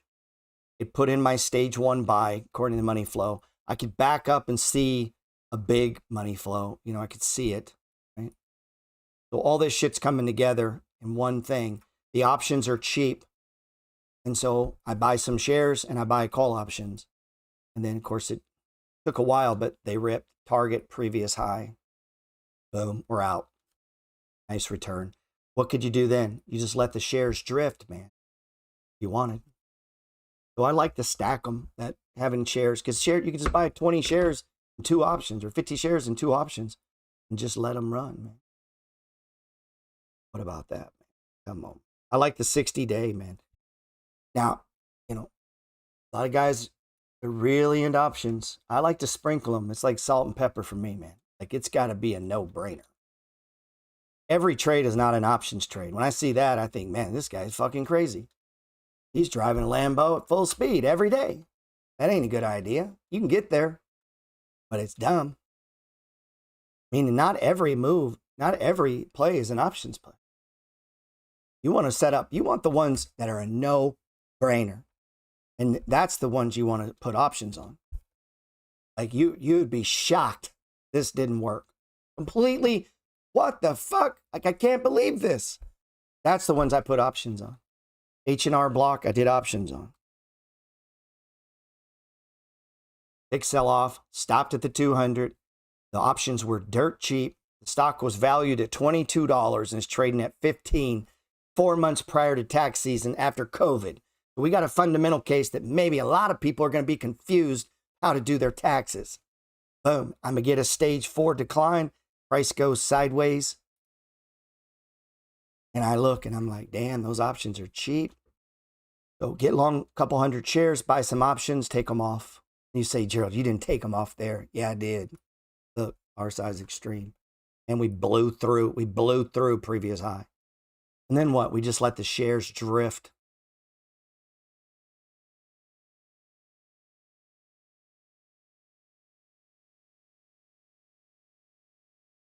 I just said, why sell it?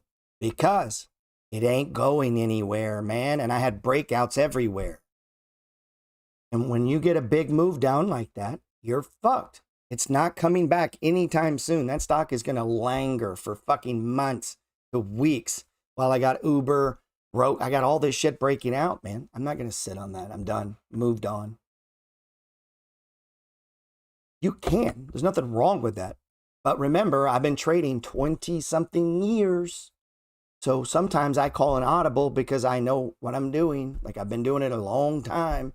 And you can just be a football coach, see a lineup and go, scrap that play. You need to do this. Because I just do it every day, man. You know? So like, you remember that day Tesla hit 255? So if you trade with me inside the Money Flow group on this day right here at like 11 a.m., I sent the text out and said, I would just buy everything I owned if I had the money. We were literally right there. Why? I said, this is the bottom. I can see it. Oh, and I got little birdies, people that work on Wall Street, and I give them a phone call and go, what are you doing? And they go, I don't know, it's quiet, man. Really? Means the selling was over. And it had been a massive extreme. Look at this big ass move. So far, that's been the bottom. That number's been buyable this whole time, man. It's an extreme, man. It's an extreme pivot point.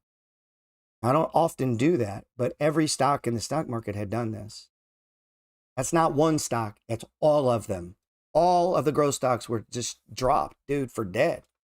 And on the lat low at 11 a.m., I said, boom. Now, could it have went lower? Of course. But having watched this game every day for a long time, kind of had a feeling that was the bottom. And it was. I do that a lot. Now, when you do it to me, I think you're full of shit because you ain't done it long enough to have that feeling. See the difference? Now, if you've been doing it 20, 30 years and you called me up and go, hey, man, blah, blah, blah, I'm going to listen. But I get people, they've been in it 90 days and get feelings. Like, bro, that ain't a feeling. So the bond trade, look at bonds. Look how low we are below the 200. This is what my entire new book is about. All of these buys below this, very, very, very powerful. An extreme one here. Extreme here. But we're not buying that, right? We're buying when it moves back above the 5-day, which we didn't get over here. You might have got it there. There's our breakout. Now we're playing this as stage 1, stage 2. Right? We're buying them. Where's the target? $30. Been there before. As this goes up, growth stocks will go up too.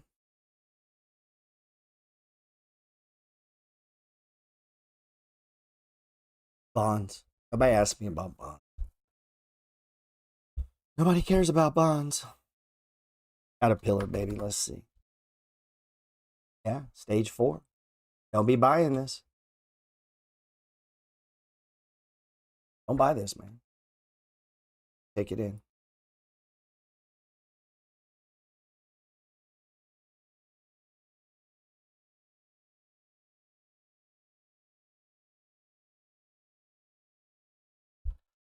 So 1 day, 2 day, 3 day. Guy says, well, I'm going to buy this. Why? Going down. Oh, where's it going to go? Where it's been before. So we could plot those levels. That was one. Shit, it blew through it. Where's the next one? Right there. Where's the next one? Probably right there. I assume until it stops on one of these, it's going to go to the next one. Probably right around in here. And what do we need to see? RSI extreme, which it is. We're going to need to see some sideways action. We need to see a box being built. So if we look at Dollar Tree, what you saw, right? Big sell-off. Same thing I just said. Down, down, down, down. Look at this, though. It did exactly what I just said. When you buy these bottoms, you're trying to buy the bottom. It may not be the bottom, but every bottom looks the same. They all look like that. Like this one. And if it goes to another one, they'll look exactly the same. What we're trying to do is figure out, is this the real bottom? Now, if it breaks this one, I don't know where it's going. I just assume it's going to the next one, which is probably right around it. If it breaks, that's where I assume it goes. I'm not even interested in buying until it gets down there and then goes sideways. So that's what we see on Caterpillar. We need a box to set up. Be real patient with that. Super patient. You get patient with these like that, be a killer. And don't stop watching it. And if you just have to buy one share. Just one. Next day, buy one. So straight downtrend for coin. I tried to play it over here. Still in it. What do people think it's worth? Now, if this is a problem. This is a commodity stock. Bitcoin being the commodity. They got a 388 upside. They're going to bring that down. Expect that to come down. I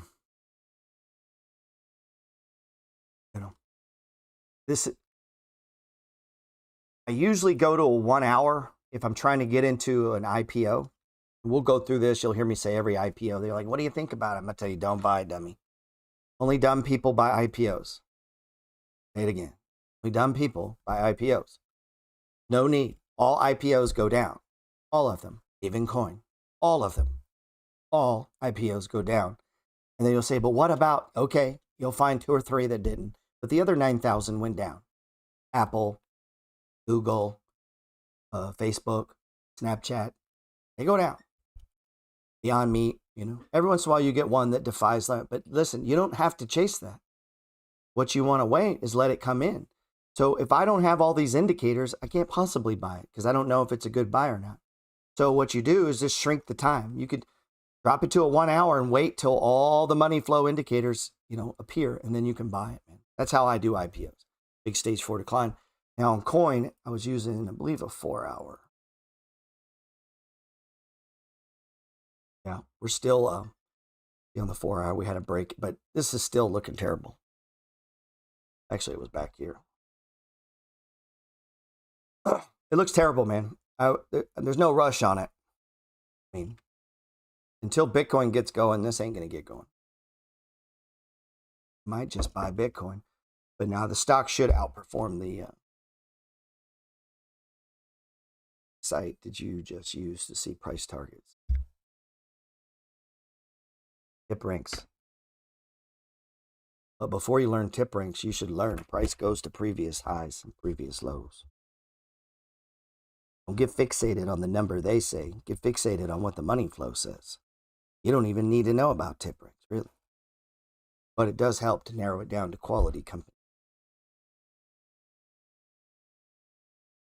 HOLX. Yeah, this is beautiful. This is a good example. Big stage 4 decline.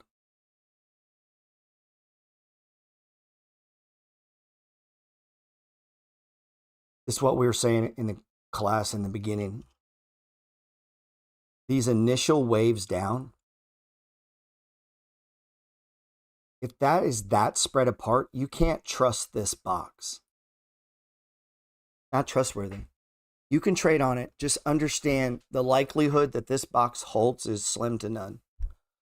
You see how tighter that one is and how everything starts to come together. Moving average, convergence, divergence.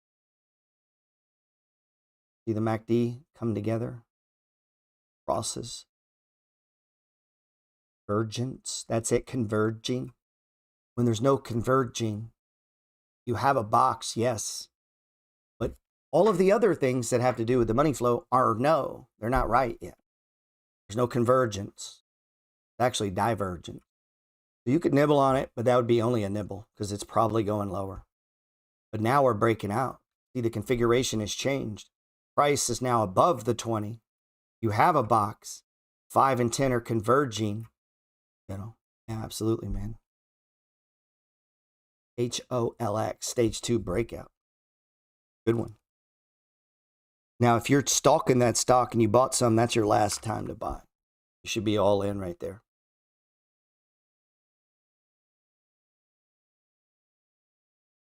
My man said opens 1 minute chart.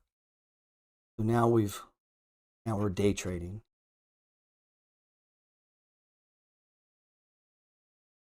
Now we just decided, fuck it, we're just going to smoke crack. Just be crackheads. We're going to be crackheads on a 1 minute chart. This is a daily chart though. You decide you don't want to be a crackhead. You got a stage 1 box on open. There's your stage 2 breakout. Price is going up. You're going to run into trouble there.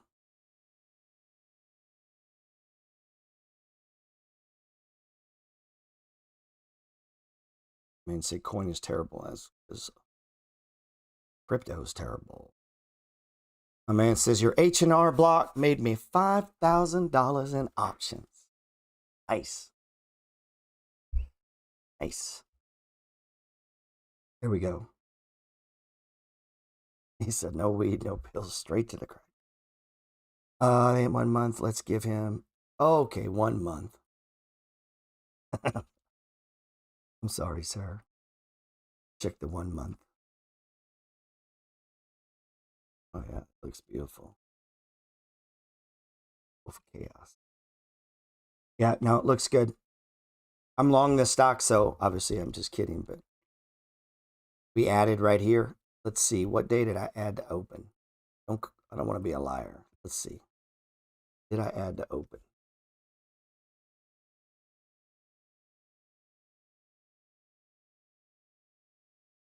Please tell me I did. 6-3 added to open, Uber, and T-Doc. Trimmed Workhorse and Atos on Big Pop. All right, so I trimmed 1, 2 stocks and added to 3 stocks. So let's, what day was that? 6-3. Make sure I'm not bullshitting. Oh, boom, right there. That's my stage 2 breakout, right? What else did we add to Uber? I think that's moved against me a little bit though. On the 3rd. Boom, right there. Ooh. Here. What did we sell? Atos on the 3rd.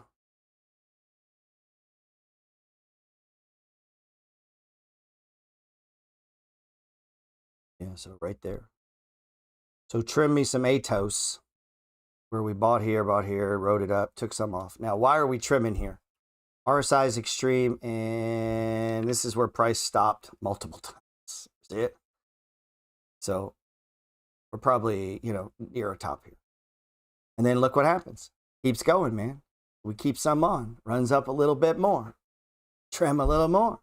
RSI is 90. It's going to turn. And now we pulled back. So I'm down to about half my position in Atos. Let's check Workhorse. Now, what do we do with the rest? We just hold it, man. Relax. Calm down. Let it work out. Don't worry about it. It'll be okay. Damn, it'd help if I could type. All right. What day did we? Maybe trim this one on the 3rd. Oh, bam. That's why. You say, why'd you trim that? Look, previous high. Boom. Does that mean I'm done with the trade? Let's say you were underwater in the trade. You can still trim it, bro. The money flow don't care you're underwater. It's an extreme RSI hitting a previous high. Isn't that how it works? It doesn't mean when, you say, but what if I bought it here? Oh, well, it is what it is. It might go sideways and then the 3 turns into a 1 again and it keeps going. I don't know. But it hit a high on extreme RSI. But, I bought here and then we bought here. So we were in the profit. So now I'm downsizing it. What do I do with the rest? Hold it. Let it run. Come on, man.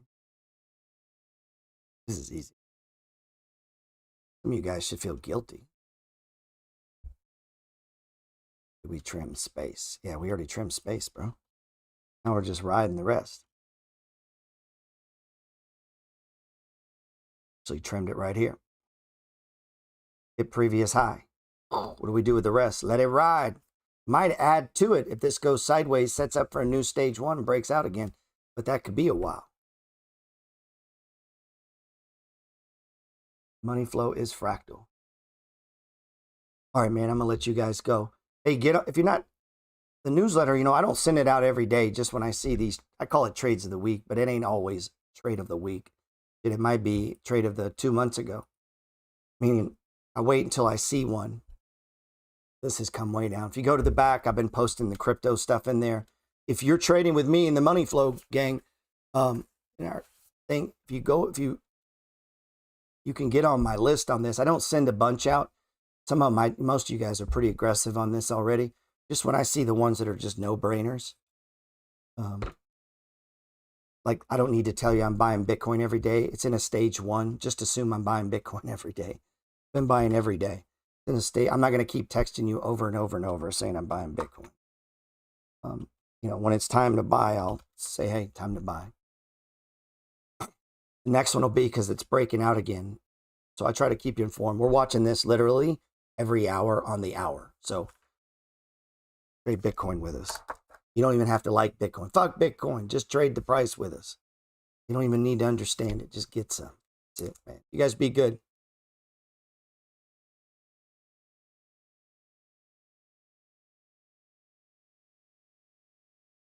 All right, YouTube. Appreciate you guys listening.